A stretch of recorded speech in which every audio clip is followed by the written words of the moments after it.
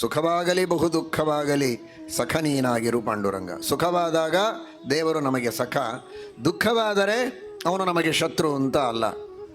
ಅಥವಾ ದುಃಖವಾದಾಗ ಸಹಾಯಕ್ಕೆ ದೇವರು ಬೇಕು, ದುಃಖವಾದಾಗ ದೇವರು ಸಖ, ಯಾಕೆಂದರೆ ನಮಗೆ ಸಹಾಯ ಮಾಡುವುದಕ್ಕೆ ಬೇಕು ಅಂತ.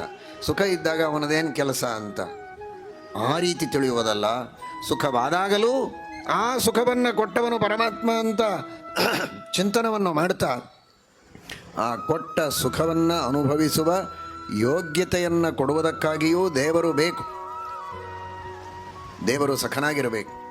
ದುಃಖವಾದಾಗ ದುಃಖವನ್ನು ಪರಿಹಾರ ಮಾಡುವುದಕ್ಕೂ ದೇವರು ಸಖನಾಗಿ ಇರಬೇಕು. ನಾನು ಮಾಡಿದ ಪಾಪಗಳ ಫಲವಾಗಿ ಇಂತಹ ದುಃಖವನ್ನು ಅನುಭವಿಸ್ತಾ ಇದ್ದೇನೆ, ಇಂತಹ ಪಾಪಕರ್ಮಗಳನ್ನು ಮತ್ತೆ ಮಾಡುವುದು ಬೇಡ ಅನ್ನುವಂತಹ ಪ್ರಜ್ಞೆಯನ್ನು ಜಾಗೃತಗೊಳಿಸುವುದಕ್ಕಾಗಿಯೂ ಸಖನಾಗಿ ಪಾಂಡುರಂಗ ದುಃಖವಾದಾಗಲೂ ಇರಬೇಕು. ಆ ದೃಷ್ಟಿಯಲ್ಲಿ ಸುಖವಾಗಲಿ ಬಹು ದುಃಖ